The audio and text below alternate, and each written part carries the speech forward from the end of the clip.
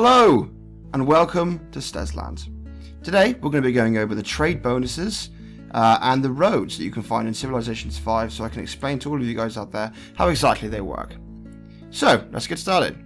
So I'm hoping a lot of you out there, well I'm not hoping, but this video is aimed at you people out there who've tried to find information on how the road system works and how trade routes work now in Civilizations 5 Brave New Worlds. I know it's not the easiest thing in the world, so this will be a short video explaining to you guys how exactly it works. So, we'll start with the roads. Now, most of you will be familiar with the roads from the other games, Gods and Kings and the original, as well as all the downloadable content. So, let's start with the roads. This is a game that I've set up.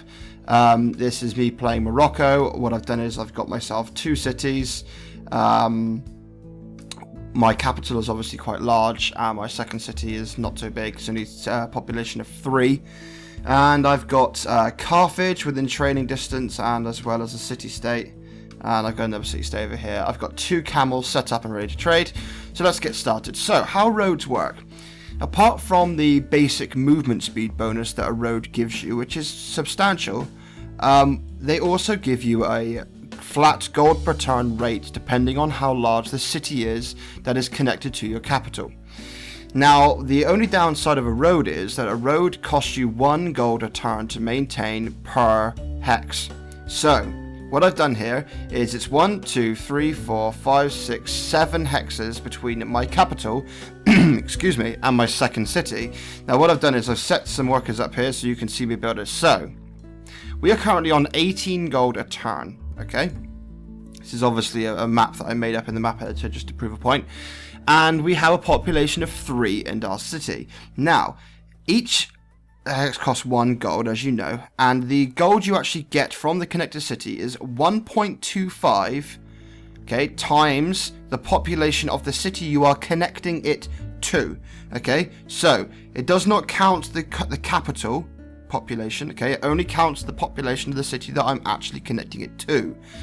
Okay, so knowing that information, we know that the population of your second city has to be at least equal to the amount of tiles you're connecting it to if you want to make any money at all. So I've got 7 tiles here, which means this has to be a population of 7 for me to make any money, but I'm just going to connect it up so you guys can see. So I'm going to tell all of my workers to start building a road. This is on short game length, so it should only take a couple of turns to build the road. So they're all doing that. So that's actually going to set me back by 7 gold. So to prove a point, this should generally go down despite making the connection. So let's pass it to the next turn.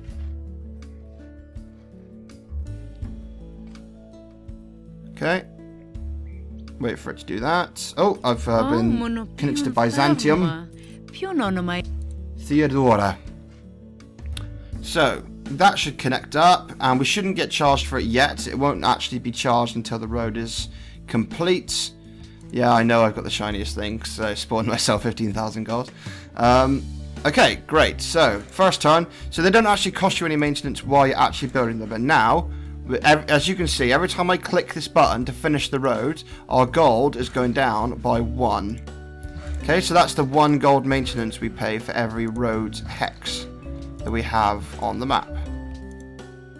Okay, so our gold's gone down by 11. Now next turn it will register that it's got the connection. Now next turn this is actually going to go up to 4 population. So, using our maths, I've selected 4 as a nice round number.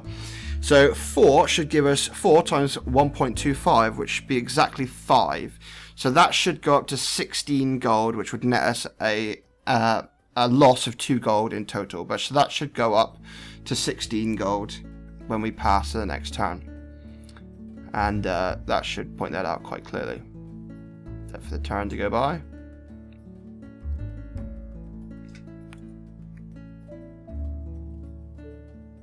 Computer's going on a bit of a go slow. There we go. That's because masonry got completed. And as you can see, it's got city connection established, and our gold per turn has gone up to 16. So, the golden rule to remember when making roads is the tiles equal to the amount of population I have in the city? If the answer is no, then you won't be making profit initially. If the answer is yes, then superb. if you had 6 population in that city, you would be getting 7.5 gold a turn. So that'd be 6 times 1.25. And so I would know that I'd be making a gold 50 more per turn than I'm paying for the maintenance of the road.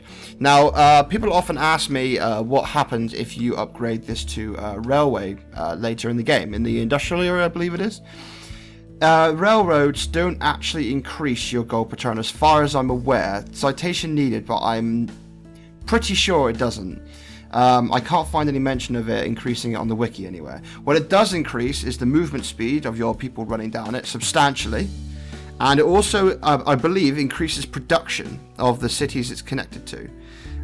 Again, don't quote me on that, but I'm fairly certain it does. According to the wiki, it does. It increases your population by as much as 10%, I believe, or maybe even 20%. So again, well worth it. But I believe it increases the maintenance on each square by another gold. So that's 2 gold per hex.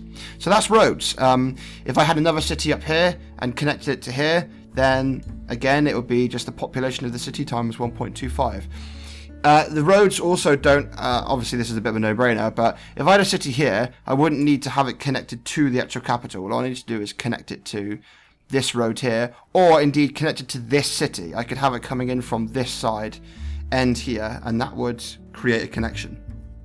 So, God, that was a bit of a mouthful. Right, going on to the trade routes that were introduced in Brave New Worlds. Now, trade routes are done by caravans or boats later in the game. Cargo ships, I believe they're actually called. So, if we click Establish Trade Routes, we can see our options are fairly limited because of the amount of people that we can interact with around us. Now, I'll get to this in a second. So, we can either have a choice between trading with a city-state or trading with a player. Now, there are 2 different, obviously anyone who knows the game will know the ups and downs of doing that. If you trade with a player, that player could declare war on you, which would leave your trade routes open to ambush and you would lose the caravan.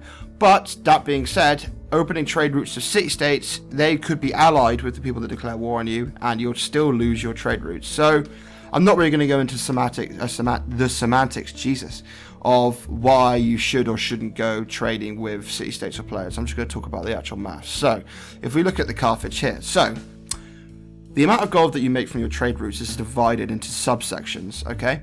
So, the gold base is always 1, then the Marrakesh gold per turn is 1.82 on this scale. I don't believe that's actually how much it makes, but on this, that's what it's worth. The Carthage gold per turn is 0.35. So you add those 2 factors together, okay? So that's 1 plus 1.82 plus 0.35. Then we're going to add the difference in resource. Now, the difference, okay, so basically what she has that I don't and what I have that she doesn't have is whales, gold, cotton, crab. So I believe I don't have whales or crab and she doesn't have gold or cotton. So we get 0.35 for each one of those, so that's an additional 2 on top of that. So that means that I make a total of 5.17. Okay, so that's 1 plus 1.82 plus 0.35 plus 2, 5.17 gold. That's how much money I will make by clicking that button now. Now, what you got to remember is that she makes money back on us. Now, she's only getting 1 gold because that's the gold base, because she's not setting a trade route with us. This is just what she gets for us training with her. So we may get 5, but she will also get 1. So that's another downside of why you may not want to trade with players, especially if you plan on going to war with said players. And let's not forget the actual technology we get. So we have discovered 4 technologies that she does not have, and she has discovered 4 technologies that we do not have. And I believe it's 0.5, like the difference in resources, for every technology difference. So we are going to be getting 2 science. She is going to be getting 2 science. So again, another reason why you may not necessarily want to trade with a friendly player. So if I click this, yes. Now that would take us to 21 gold. Okay, but I'm playing Morocco, which means I get an additional 3 gold for every trade route established with a player civ. Okay, so that means that's gone up to 24 rather than 21. So that's why that difference is there. Now, the other thing you can do with trade routes is international trading, which is, or I believe it's called international trading, which is when you trade with cities that you own or allied cities, as in cities that players in your or AIs in your team have. They have to be in your team. So what I can do here is, because I have a granary set up in this city, I can actually send 4 gold per turn to my second city. So let's click that. And now this city will grow faster because it's getting 4 food per turn from trade route established with, and then it's got the trade route established there. So that's another thing you can do with your trade routes. If you had a workshop in this city, you can actually send production to your other cities, which makes international trading really quite good. If, let's say, I settled a city up here and it didn't have any production or didn't have any food, and I'm like, oh shit, how am I going to grow this city? Well, I can just get a couple of camels, send them over, and have them send food over, and that way I can grow my population. So camels have a max range. I don't know what the exact range is base, but it's, you know, it's fairly big. I could trade with Carthage, but I couldn't trade with Moscow, so that's a pretty good example of its range. Those ranges can be increased with buildings, and you can also have harbour towns with cargo ships in that can also do exactly that. But bearing in mind that the city will need to be on the coast, because obviously it can't trade with harbour towns that are inland. So you always want to remember that when you're trading via ship. Now, there are obviously a whole array of buildings that can help you with these various things. Machu Picchu obviously will help you with your gold from road connections. And then you've got things like the caravanserai. I'm not even going to pretend that's how you pronounce it. Which increases the range, so the range that your camels can connect to, by 50%, and increases an additional 2 gold when connect to another civilization. So that's awesome. So there's various buildings like that lead all the way up. And there's also culture trees, such as commerce, which increase your gold from land trade routes and reduce the maintenance that you pay on roads. So there it says 50% reduced maintenance. So we're paying 7 gold here. If I managed to pick that up, I'd actually pay 3.5 less gold, which means this population would have to be much less for me to warrant get a profit. So that's just a rough explanation of how the roads and trade routes work in Brave New Worlds. If you have any questions, then please feel free to post them in the comments below. I will try to answer as many questions as I can, but if I can't get around to it, I'm sure there'll be some very nice individual in the comments below that'll be more than willing to help you with your questions. I hope that's been helpful.